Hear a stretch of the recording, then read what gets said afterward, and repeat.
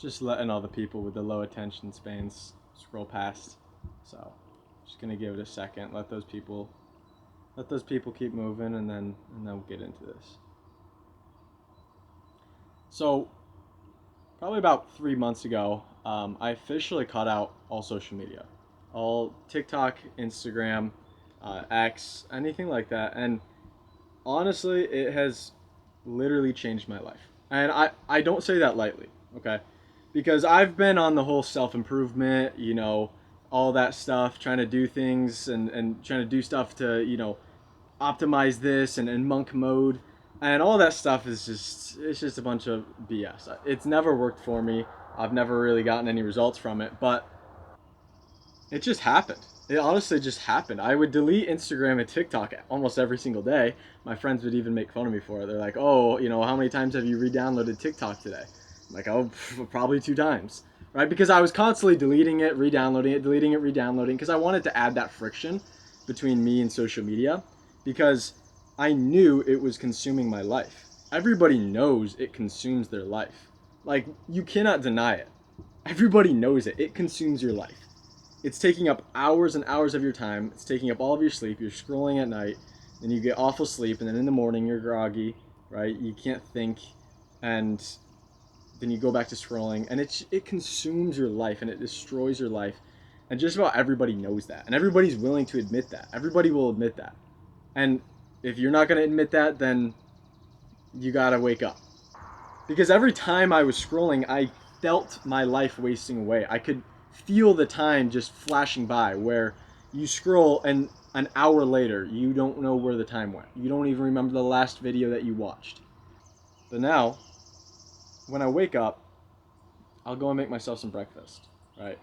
And I'll be sitting there eating my breakfast. And I used to be on my phone scrolling, watching some videos while I'm eating my breakfast, But now I just sit there and I just eat. And it sounds so stupid in a way of like, well, duh, like, I don't know. But nobody does that. I never did that. I was always looking at something. I was watching YouTube on my computer, something, right? But now I can just sit there. I can just sit there. I can go into Chipotle by myself and just sit there and just eat my food. I could just sit there and observe. I can sit there in the gym after a set and just sit there. I don't have to open my phone, scroll for 1 minute, and then put it in, do my set, and then instantly go back on my phone. I can just sit there. And it sounds so simple. And it sounds so meaningless. But honestly, I think it's incredibly powerful. Because think about all the times where, right, maybe you've had some brilliant idea, or you've decided that you want to do something, or maybe you wanted to change your life. Typically it's happened in these moments of stillness, where everybody talks about, the shower idea, where you're sitting in the shower, an idea comes to you, and it's $1 billion business idea, right, while you're sitting in the shower. Why do you think that happens? Because you're just sitting there. There's nothing going on. You're not inputting anything. Your brain is the one that's circulating. It's coming up with things. It's thinking. It's navigating. Or when you're laying in bed, it's in the middle of the night, you're half asleep. You're not doing anything. Your brain's just sitting there, stirring. And it comes out with something. Boom. It's called the DMN, the default mode network, right? And when you are on social media, when you're scrolling, you're not resting. You're not resting. It's not taking a break. You're just numbing that part of your brain. The DMN is what comes up with ideas. It's the part of your brain that problem solves, that dreams, that uses your imagination. And so when you're scrolling on social media, it silences that part of that brain. And so that's why when you scroll, you're just completely numb. You're not there. So if anybody has experienced disassociation, you'll know what I'm talking about, and you'll know it's not fun. Okay, so when I was probably about 15 years old, 16 years old, I used to smoke a lot of weed. Okay, it was just something I did, and it was a problem that I had a lot, that it took me a while to completely cut it out of my life. But at one point, I was smoking so much that I started experiencing life in this very, very strange way. And what I later came to find was that was called disassociation, to where I literally felt like I was on autopilot.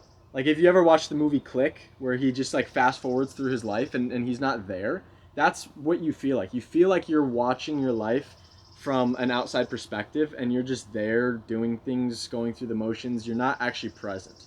Okay, so imagine what it's like to be present in a moment where you're aware of your surroundings, you're observing things, you can see the beauty of nature, and you can hear the sounds of the birds and the crickets or whatever it might be. That's being present, right? That's being present of your emotions, being aware of what you're thinking.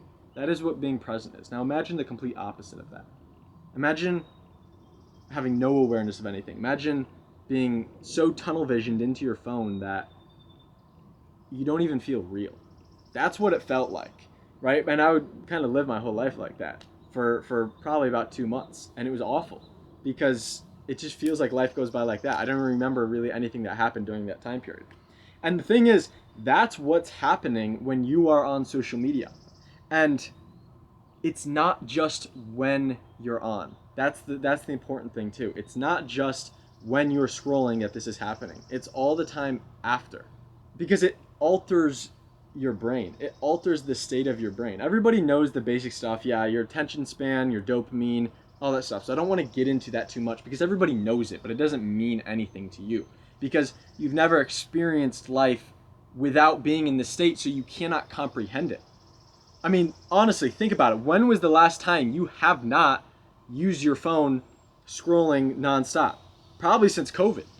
I know that's for me. I'm sure before that too, but I'd say for sure, since 2020, that was the last time I think I'd ever gone where I wasn't actively on my phone all day, and even though I was. But the point is, there's a lot that I could get into it. There's so many different layers that social media impacts your life. Like I said, like with the dopamine, with work, for a quick example, that's something I really had to cut out because I would always scroll before I worked, and then when I'd go sit down to work, I couldn't focus. I could not get any work done.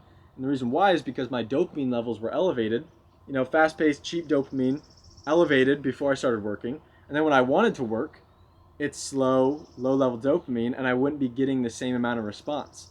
Versus now, when I have a completely flat dopamine baseline before I start working, now that slow, boring work actually produces a lot of dopamine. Building a business, creating a life for yourself, being creative, imagining things, problem solving, these things start to increase the amount of dopamine that you're actually receiving from it. And it's a lot more rewarding. You can actually sit down and work for a long time. And it's exciting to work. It's not boring. You're not forcing yourself to. Right? And the other thing is all the other people. When you're on social media, I mean, let's be real, you're watching other people, other people's lives, other people's stories, other people's emotions, other people's everything. What they post, what they talk about, what they think, what their opinions are. You are influenced by every little thing that you see, whether you realize it or not. Right? When you watch a video about somebody talking about how much money they made last month, that impacts the way that you think about life, and it impacts the way you think about yourself. Right? When you watch these news videos and talking about what's going on in the world, and you start thinking about it and you start getting fed all these little things that are happening all outside of you, everything externally, you start to get overwhelmed. It starts to get overwhelming, and you get this sense of anxiety because there's way too much stuff to comprehend. It's an information overload. You're getting flooded with information, and your brain doesn't know what to do with it. So you get anxious, and you get fearful, and you get negative, right? Oh, all this stuff that's happening in the world. Have you heard about this? Have you heard about this? When I talk to my friends, I get overwhelmed from the news stuff that they share with me because I'm not aware of any news stuff, anything that's happening in the outside world. I mean, partially, yes. I'm not a total secluse, but for the most part, the meaningless stuff, I don't know anything about it. The trends, the politics, the celebrities, all that stuff, I don't care about it and I don't know about it. And I can feel it in my own brain, in my own body, when my friends start telling me about, oh, have you heard about this? Have you heard about this? There's this tick. Now there's this, did you hear about this trend? There's this politics. There's this happened, this happened, this happened. I get overwhelmed and I'm like, what the heck? I don't know how to process it. I don't know how to handle it.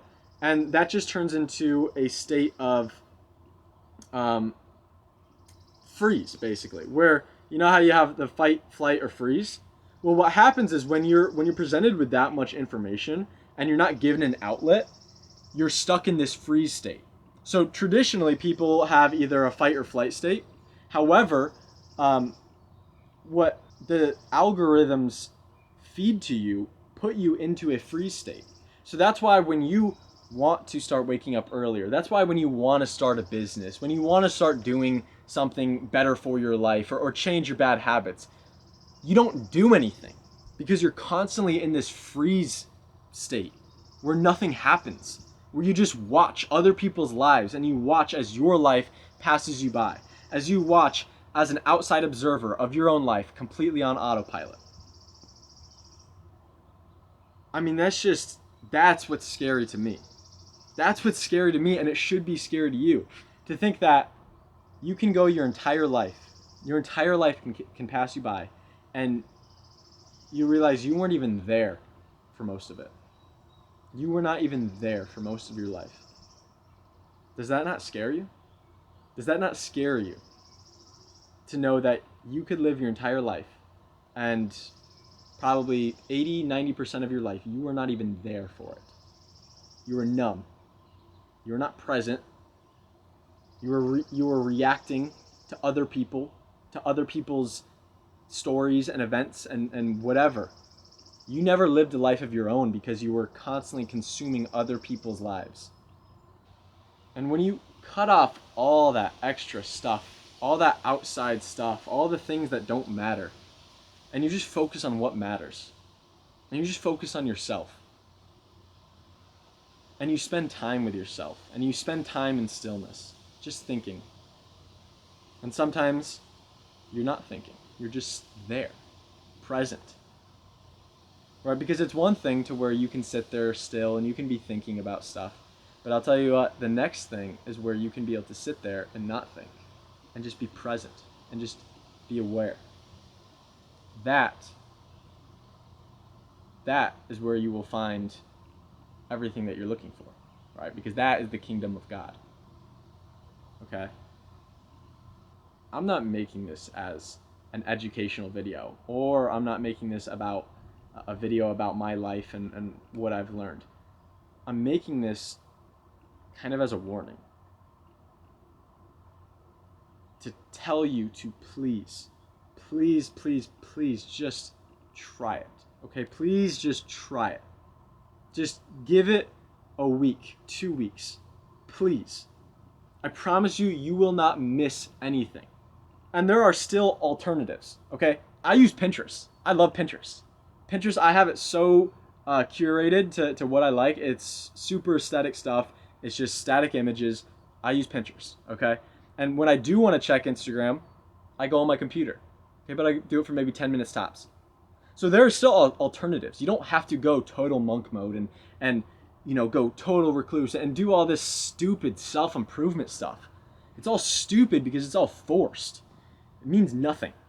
I'm just saying, please try it, because you do not know what life is, because you've never experienced life without it. You do not know what life would be like if you were to cut out social media, because you've never experienced what that is like and what it could be like. And I'm telling you, it is worth it, and it is so amazing, and it's so powerful for you in your life, especially if you're an entrepreneur. But even if that's not what you care about, you will begin to build that connection with yourself when you actually have time alone with yourself. And when you have that connection with yourself, you begin to develop that confidence, that trust in yourself. You begin to start to experience fulfillment in just being. Right? Everybody's searching for fulfillment in something. When I achieve this, when I reach this state, I will be fulfilled. But what if I told you you could be fulfilled right now? I am fulfilled sitting here, outside. The wind is blowing on my skin. The sun is setting, and there's a beautiful sunset over there. It's, the beginning of summer. I can see flowers. I can see the sun, the cloud. This is fulfilling to me. And you can be fulfilled all the time, at any time. Fulfillment is a decision that you can make in the moment. It is not something that you reach. It is not a state that you reach. It is not even a goal that you can set.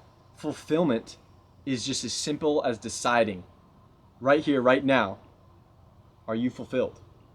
Even if you're not where you want to be, even if you're maybe living a crappy life, even if things are not going right for you, you can choose right now to be fulfilled with who you are, regardless of the outside external circumstances, and know that you and you alone, you are everything. You are enough. You have enough, you are enough, and you always will be enough. And when you understand that, when you can reach that state, there's no words. There's no words for it. You have to experience it for yourself.